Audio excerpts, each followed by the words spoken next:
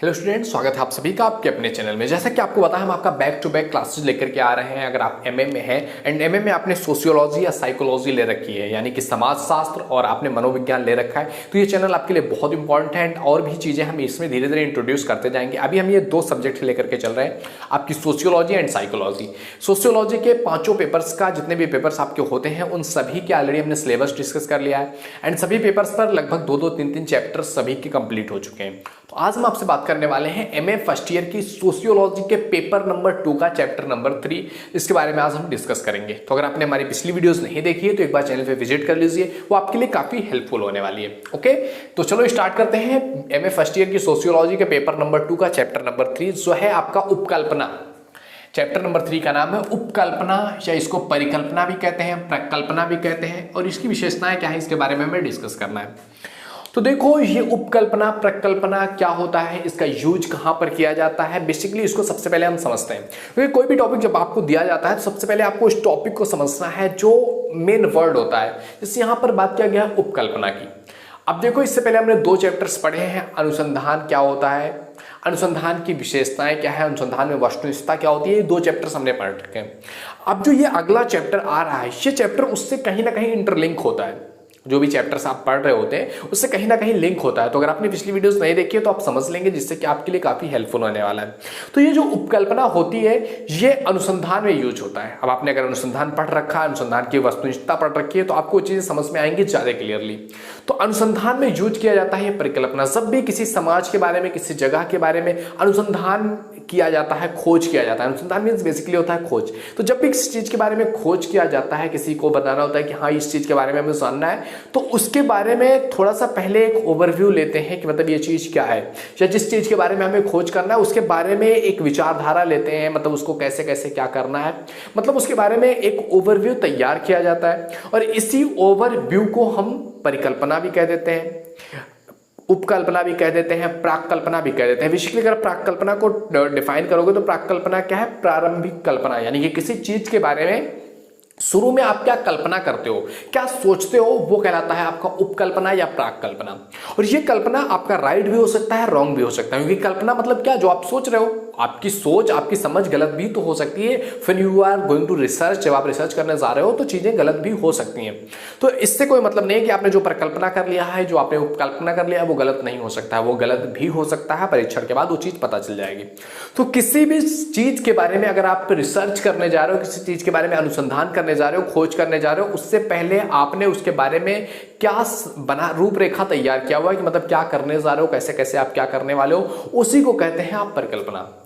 मतलब एक हम ओवरव्यू तैयार कर लेते हैं। जैसे कि उदाहरण के लिए, जैसे एक समाज के बारे में अगर आपको परिकल्पना लिखनी है, जो समाज जो है अपने पुराने रीति रिवाजों को छोड़ करके नए समाज की तरफ भाग रहा है, मतलब इसको अगर आपको परिकल्पना करनी हो तो क्या कहेंगे कि मतलब एक समाज है जो पतन की तरफ बढ़ रहा है, वो अपनी संस्कृतियों को छोड़ करके भाग रहा है आधुनिकता की तरफ, जहां उसको लाइफ में ये प्रॉब्लम्स आने वाली है, मतलब उसको एक परिकल्पना आपने तैयार कर लिया।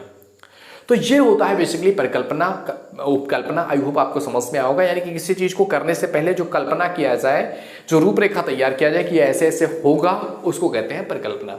अब इस जो भी टॉपिक होता है उस पर विद्वान अपना विचार रखते हैं। तो इस पर भी कई सारे विद्वानों ने अपनी राय रखी है। इस पर अपनी विचार रखते हुए गुडे और हॉट्स कहते हैं, गुडे और हैंड हॉट्स, उपकल्पना एक ऐसी मान्यता होती है जिसकी सत्यता सिद्ध करने के लिए परीक्षण किया जा सकता है। यानी कि उपकल्पना क्या है, एक ऐसा रूल है, एक ऐसा सिस्टम है, एक ऐसी परिकल्पना है, एक ऐसा मान्यता है जिसको सत्यता अगर उसकी सिद्ध करनी है कि ये राइट है या रॉन्ग है, उसका परीक्षण किया जा सकता है। यानी कि परीक्षण करने के बाद पता चल जाएगा कि वो चीज राइट है या रॉन्ग है। यानी कि किसी चीज का परीक्षण करने से पहले, किसी चीज का अनुसंधान करने से पहले जो मान्यता तैयार किया जाता है, उस मान्यता को कहते हैं क्या, उपकल्पना। इसी पर अपना विचार रखते हुए पीबीएन कहते हैं कि एक कार्यवाहिक विचार जो उपयोगी खोज का आधार बनता है, उपकल्पना कहलाता है। क्या इन्होंने कहा कि एक कार्यवाहक विचार, यानी कि किसी काम को करने के पीछे जो एक विचार तैयार किया जाए, जो एक उपयोगी खोज का आधार बन जाता है। यानी कि कोई खोज करना है, कोई उपयोगी खोज हमारा, उसका एक आधार बन जा रहा है, मतलब एक परिकल्पना बन रहा है, उसी के आधार पर खोज किया जाएगा, वो कहलाता है आपका उपकल्पना। इसी पर अपना विचार रखते हुए बुगार्डस कहते हैं परीक्षित किया जाने वाला तर्क वाक्य उपकल्पना है। यानी कि एक ऐसा वाक्य, एक ऐसी जो मान्यता है, एक ऐसा सिस्टम जिसका परीक्षण किया जाना है। वो कहलाता है आपका उपकल्पना, यानी कि परीक्षण से पहले जो चीजें बताई जाती है, जो बनाई जाती है, वो कहलाता है उपकल्पना। इसी पर अपना विचार रखते हुए कार्नेजर कहते हैं कि उपकल्पना दो या दो से अधिक चर राशियों तथा चरों के संबंधों का कथन है। उपकल्पना क्या है? दो या दो से अधिक कई सारे वाक्य होते हैं जिनका जो कह रहा है इसमें चर की बात क्या होती है? चर आपने अगर आपने अलजेब्रा पढ़ा होगा तो उसमें आपने चर पढ़ा होगा। चर मतलब क्या? जिसका मान बदला जा सकता है, जो चीजें बदलती हो सकती हैं। जो आपने परिकल्पना किया वो परिकल्पना गलत भी हो सके, इसीलिए कहा गया है कि क्या चर राशियों अथवा चरों के संबंधों का कथन है क्या आपका उपकल्पना। इसी पर अपना विचार रखते हुए टाउनसेल्ड कहते हैं उपकल्पना पर विचार रखते हुए कि उपकल्पना अनुसंधान की समस्या के लिए सुझाया गया उत्तर है, यानी कि कोई खोज करना है, उसमें एक प्रॉब्लम है, हाँ ये चीज है, ऐसे ऐसे इसको करना है, तो उसका एक उत्तर है। पहले से ही आपको पता होगा कि कैसे कैसे क्या चीजें करनी है।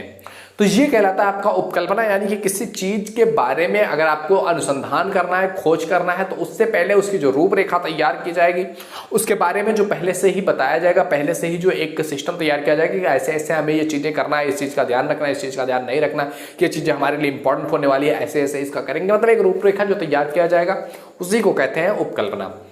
अब इस उपकल्पना की बहुत सारी विशेषताएं होती हैं। इसमें सबसे पहली विशेषता की बात किया जाए तो वो है आपकी अस्पष्टता, यानी कि इसमें कुछ ना कुछ चीजें होती है जहां पर अस्पष्टता आपको देखने को मिलती है कि मतलब ये चीज अस्पष्ट है कि हाँ ऐसे ऐसे ही चीजों को करना है, ऐसे ऐसे ही हम इसको डिफाइन कर सकते हैं। दूसरा है इसमें अनुभव सिद्धता, यानी कि ये आपके एक्सपीरियंस पर आधारित होता है कि ऐसे ऐसे ये चीज है या इस चीज के बारे में हमें जानना है तो ऐसे ऐसे हो सकता है, मतलब एक रूपरेखा अगर आपको तैयार करना है तो कुछ तो एक्सपीरियंस होना चाहिए आपको, तो अनुभववत्ता होती है। तीसरी चीज अगर इसमें बात किया जाए तो तीसरा होता है इसमें विशिष्टता, यानी कि इसमें विशेष क्या है, किस चीज के बारे में आपको ध्यान देना है, किस चीज को आपको ध्यान नहीं देना है, उसके बारे में जानना इंपॉर्टेंट होता है, ये इसकी विशेषता है। चौथी विशेषता इसकी है कि उपलब्ध प्रविधियों से संबंध, यानी कि जो चीजें आपके पास है उससे संबंधित होनी चाहिए, मतलब जो आपका नॉलेज है उसमें अगर आपको उपकल्पना तैयार करना है तो उसके बारे में कुछ आपको नॉलेज होना इंपॉर्टेंट है। फिफ्थ चीज इसमें आपकी आती है वो क्या है कि सिद्धांतों से संबंधित, यानी कि अगर आपको समझना है इसके बारे में रिलेटेड विथ थ्योरीज होनी चाहिए, आपकी उपकल्पना से संबंधित जो सिद्धांत है इससे संबंधित कुछ विशेषताएं हैं। जैसे पहली विशेषता के बारे में बात किया जाए इसमें तो उसकी पहली विशेषता है जो सिद्धांतों से संबंधित है वो है आपका उपकल्पनाएं सरल और अध्ययन विषय के अनुरूप होनी चाहिए। यदि अध्ययनकर्ता अपनी अध्ययन समस्या में भली भांति परिचित है और वैज्ञानिक प्रकृति वाला है तो वह सुगमता से परिकल्पना का निर्माण करता है। दूसरा है आपका उपकल्पना अनुसंधान कार्य का मार्ग निर्देशन करने वाली होनी चाहिए, अन्यथा अनुसंधानकर्ता जिन तथ्यों को एकत्रित करेगा उसमें अधिकांशतः अनुपयोगी होंगे। तीसरा है आपका उपकल्पनाओं में अवधारणात्मक अस्पष्टता होनी चाहिए, अर्थात उसमें एक तो अवधारणाएं उनके शब्द एवं विचारधाराओं से भ्रमित नहीं होनी चाहिए। चौथी चीज है उपकल्पनाएं विशिष्ट होनी चाहिए, ना कि सामान्य, अर्थात उपकल्पना तो सदैव अध्ययन समस्या के किसी विशिष्ट पक्ष से संबंधित होनी चाहिए। पांचवा है आपका उपकल्पनाओं में ऐसे पूर्व विचार एवं अवधारणाएं होती हैं जिनकी सत्यता की जांच वास्तविक तथ्यों के आधार पर की जा सकती है और उसमें किसी प्रकार की आदर्शात्मकता नहीं होनी चाहिए। सिक्स्थ है आपका उपकल्पना को आवश्यक एवं उपलब्धित पद्धतियों के अनुसार होना चाहिए, यदि ऐसा नहीं होता है तो उपकल्पना को अव्यवहारिक माना जाता है। सेवंथ है आपका उपकल्पनाएं वैज्ञानिक वस्तुनिष्ठ होनी चाहिए, अर्थात उसमें अनुसंधानकर्ता को आदर्श मूल्य एवं स्वयं की भावनाओं को महत्व न देकर के वस्तुनिष्ठ आधारों पर निर्मित होना चाहिए। एट्थ है आपका उपकल्पना जब पूर्व निर्मित सिद्धांतों से संबंधित होती है तो निरंतरता अध्ययन के आधार में बनती जाती है और नई एवं अलग अलग तरह की उपकल्पनाएं वैज्ञानिकता के लिए कम सफल होती हैं। गुडे एवं हंट का कहना है कि एक विज्ञान तभी संचय बन सकता है जब वह उपलब्ध तथ्यों और सिद्धांत समूहों पर पूर्ण रूप से लागू हो। 9 नंबर इसकी विशेषता है कि उपकल्पना प्रस्तुत अध्ययन समस्या का पर्याप्त उत्तर होनी चाहिए, अर्थात जो अध्ययन समस्या अनुसंधानकर्ता के सामने है उसका पर्याप्त उत्तर उपकल्पना द्वारा मिलना चाहिए। तो ये सारी चीजें थी उपकल्पना की विशेषताएं। अब इसके आगे हम आप जानने वाले हैं कि उपकल्पना की विशेषताएं तो हमने देख लिया, अब उसका महत्व क्या है हमारे समाज में इसके बारे में हम जानने वाले हैं। तो आओ आगे देखते हैं। तो उपकल्पना के महत्व में सबसे पहली चीज जो हमें देखने को मिलती है वो है उपकल्पना अध्ययन में निश्चितता स्थापित करती है, यानी कि जो एक उपकल्पना बनाई जाती है वो अपने आप में एक निश्चित चीज होती है, उसके बारे में रिसर्च किया जाता है कि हाँ मतलब ये चीज हम करने वाले हैं तो कैसे करेंगे, पूरा एक निश्चितता होती है उसमें। मतलब इससे जब कोई व्यक्ति जो शोध करता है वो शोध कर रहा होता है तो उसको अलग अलग डायरेक्शन में नहीं जाता है, उसको निश्चित पता होता है कि उसको क्या करना है क्या नहीं करना है, क्या चीज उसके लिए इंपॉर्टेंट है क्या चीज इंपॉर्टेंट नहीं है। तो अनुसंधान के लिए एक उपकल्पना बहुत इंपॉर्टेंट भूमिका निभाती है। इससे एक निश्चितता आती है कि हाँ मुझे ये चीज करनी है, जिससे कि ये अनुसंधानकर्ता का टाइम बचाती है, उसकी एनर्जी बचाती है और वो किसी चीज के बारे में डीपली जाकर के अध्ययन कर सकता है। तो सबसे पहली इसका महत्व सबसे पहला है क्या, उपकल्पना अध्ययन में निश्चितता लाती है। दूसरी चीज की बात किया जाए तो अध्ययन क्षेत्र को सीमित करने में सहायक होती है, यानी कि जो उपकल्पना है ये अध्ययन क्षेत्र को सीमित करने में सहायक होती है। यानी कि ये पहले से ही डिफाइन कर देता है कि उसका अध्ययन क्षेत्र क्या होने वाला है, कितना उसको अध्ययन करना है, किस चीज के बारे में अध्ययन करना है। क्योंकि जब कोई व्यक्ति या कोई शोधकर्ता जाता है अध्ययन करने के लिए, उसके पास वेरियस चीजें होती हैं, तमाम सारी चीजें होती हैं, उसमें उसको एक अध्ययन क्षेत्र को निश्चित कर देता है कि हाँ मुझे ये अध्ययन करना है। तो एक डिफाइंड रूल मिल जाता है कि हाँ इस चीज के बारे में अध्ययन करना है, उसमें डीपली जाया जा सकता है। क्योंकि जब भी आप किसी वैज्ञानिकता के बारे में बात करोगे, किसी चीज का वैज्ञानिक अध्ययन करना है, तो आपको एक अध्ययन क्षेत्र अगर आपका डिफाइन है कि इसी चीज के बारे में करना है, तो आप उसके बारे में गहराई से ज्ञान अर्जित कर पाओगे। अदरवाइज आप अगर वेरियस चीजों में फंस जाओगे तो उस चीज के बारे में अच्छे से पता नहीं चल पाएगा। तो अध्ययन क्षेत्र के लिए परिकल्पना बहुत महत्वपूर्ण होता है। क्यों? क्योंकि ये क्या करता है, उसको सीमित कर देता है। और सीमित चीज के बारे में, क्योंकि अगर आप विज्ञान के बारे में बात करोगे तो वो किसी एक पर्टिकुलर चीज के बारे में जानने की कोशिश करता है, वो वेरियस चीजों में नहीं फंसता। क्योंकि वेरियस चीजों में आप चले जाओगे तो वो कंक्लूजन ड्रा नहीं हो पाएगा। तो एक चीज के बारे में अगर शोध किया जा रहा है तो उस पर कंक्लूजन आना चाहिए, जिसमें उपकल्पना बहुत महत्वपूर्ण भूमिका निभाती है। ये क्षेत्र को क्या कर देती है, सीमित कर देती है। अगला जो इसकी भूमिका है, अगला महत्व है, वह अनुसंधान की दिशा निर्धारित करती है।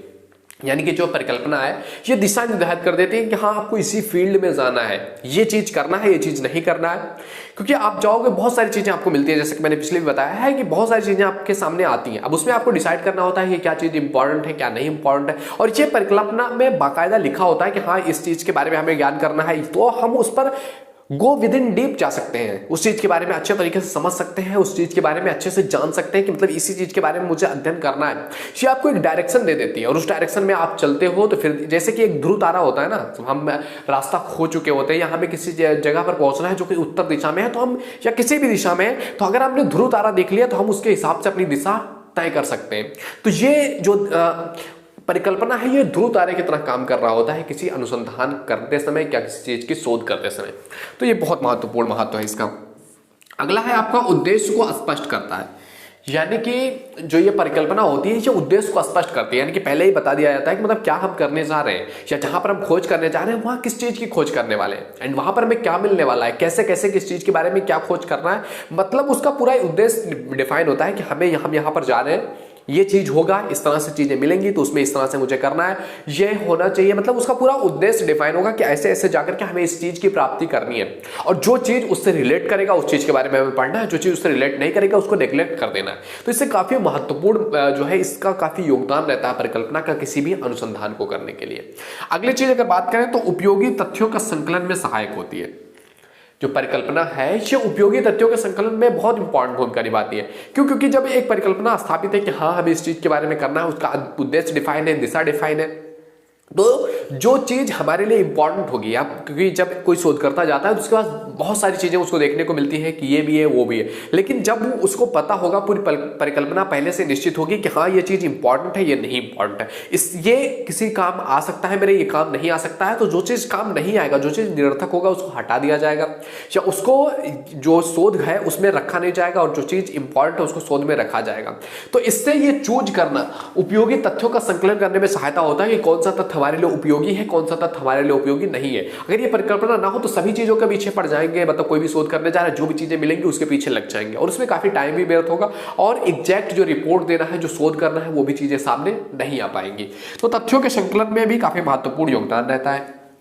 अगला है आपका तर्क संगत निष्कर्षों में सहायक होती है। यानी कि ऐसे निष्कर्ष निकालना जो तर्क से रिलेट कर रहे हो, क्योंकि आप जो परिकल्पना पहले बनाते हैं कि हमें इस चीज के बारे में जानना है, उसके बारे में हमने एक परिकल्पना बना लिया कि ऐसे ऐसे चीजें होने वाली है, ये इंपॉर्टेंट है या नहीं इंपॉर्टेंट है। देखो परिकल्पना कभी भी मतलब 100% श्योर नहीं होता है। परिकल्पना मतलब क्या होता है, प्रारंभिक कल्पना, हमने क्या सोचा था, हो सकता है वो चीज गलत भी हो, क्योंकि जो परिकल्पना होती है उसी के आधार पर परीक्षण किया जाता है। परीक्षण में अगर वो परिकल्पना सही आ रही है तो अच्छा है, ठीक है, उसी के हिसाब से आगे चल जाएंगे। अगर परिकल्पना सही नहीं आ रही है, उसके अलग आ रहा है, तो परिकल्पना को मतलब जो चीज है पहले हमने सोचा था उससे अलग आ रहा है, तो उस परिकल्पना को डिराइव भी किया जाएगा और जो सामने जो रियलिटी है उसके हिसाब से काम किया जाएगा।